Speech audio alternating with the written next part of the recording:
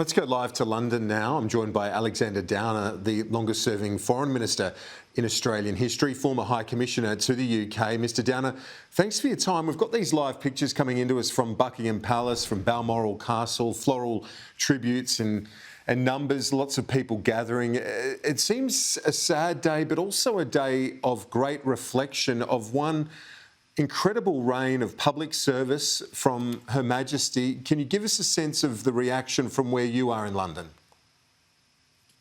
Well, yesterday evening, of course it's first thing in the morning now, but yesterday evening there was a real sense of shock. I went past Buckingham Palace at about 7 p.m, something like that, 6:30, 7 p.m, and crowds were gathering there very quietly, and they were extremely sombre. So I think that will be the mood of the country. The death came so suddenly. Remember, it was only on Tuesday that the Queen was seen in photographs inaugurating Liz Truss as the new Prime Minister.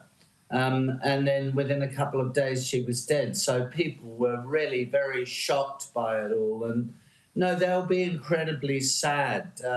There's no doubt about that, because the Queen represented so much virtue in British society. She was above politics, she was above controversy, and she was above all seen to be a selfless worker for her cause. So she'll be hugely missed.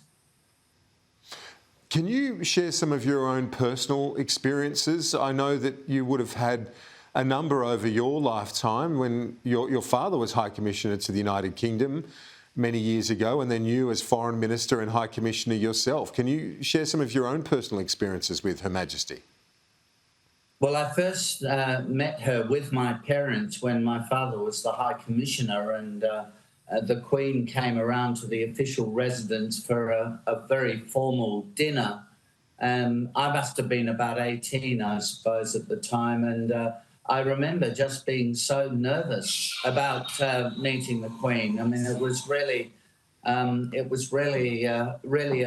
awesome, as you might say, experience. But I met her many times in different capacities subsequently, and most recently when I was the High Commissioner here, and in all sorts of circumstances. And she was always very gracious, very easy to talk to, very surprisingly, really, for somebody like her, both informal and rather humble for a woman who was the world's most famous woman.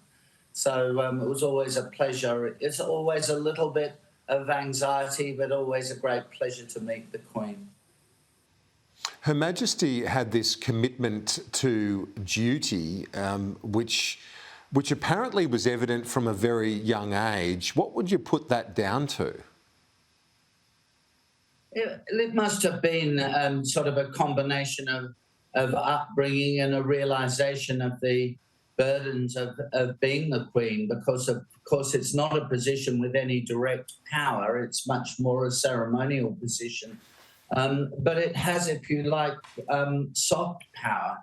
That is, the Queen must set an example to the rest of society.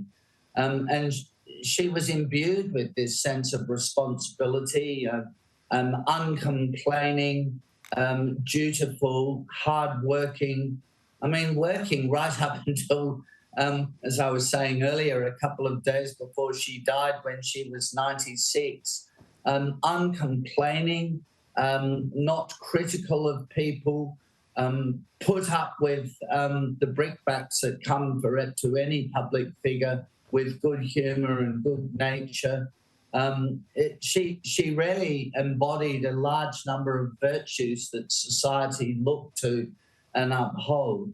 And given that we are ruled by democratically elected people who inevitably in all sorts of different ways are flawed, the Queen looked pretty much flawless, sailing above the controversy of politics and also sort of personal complaint and demands. She was very easygoing. One of the things I personally really enjoyed about watching Her Majesty from afar was her love of the races and her love of animals. She certainly had a rounded life to that extent that she was able to enjoy her passions. And do you think that she did have an affection for our country as well? She did visit here 16 times. She loved Australia, and she obviously knew a lot of Australians from all her visits and from Australians calling on her and being in touch with her. But she really loved the country, and you're right. Of course, she had a great passion for horses, and so she knew the racing fraternity, or many people in the racing fraternity and the breeding fraternity in Australia. But more generally, she had huge affection for the country. Whenever I met her in recent years, she had asked me questions about Australia. She obviously followed very closely what was happening in Australia. But she would talk about the different parts of Australia she visited. I come from Adelaide, and so she would talk about Adelaide, the time she'd visited South Australia, the Barossa Valley, and so on. So, yes, she had a very great interest in, and a great love for Australia and for Australians. And obviously that was very much reciprocated.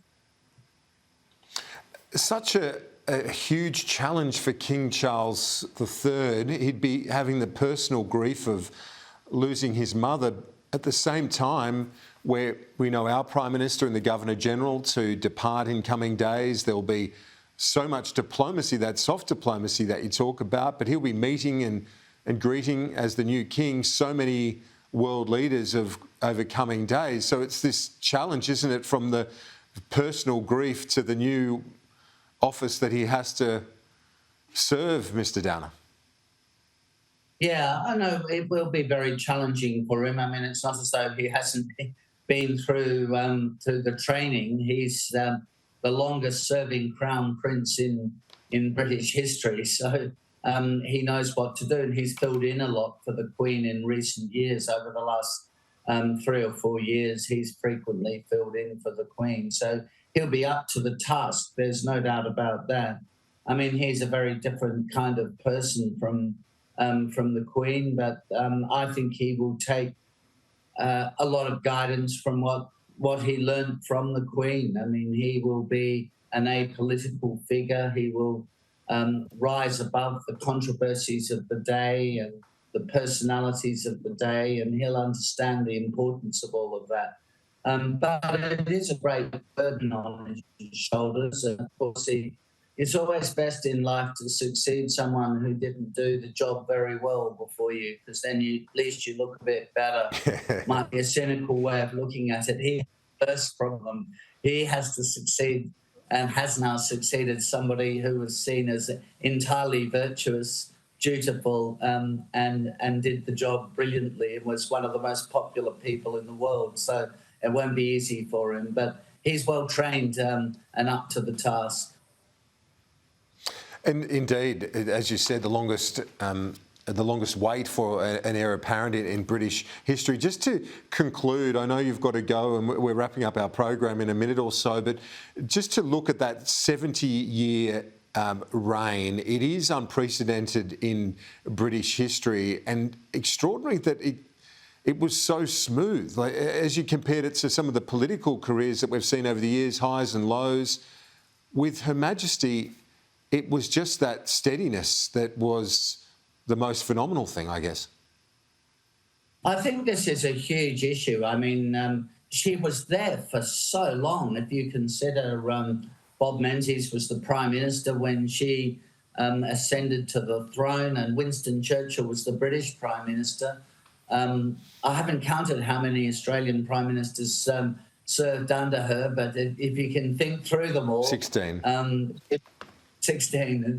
There were 16 Australian Prime Ministers, 14 American presidents, 15 British Prime Ministers. Longevity in office was a huge issue for her. And the fact that she served for 70 years made her such a constant in life. The Prime Ministers were not constant. The presidents of America were not constant. She was constant. She was always there. And that was a very important component of her success. Alexander Downer, I appreciate your time. Thank you for joining us on a momentous day live from London. Appreciate it. A pleasure.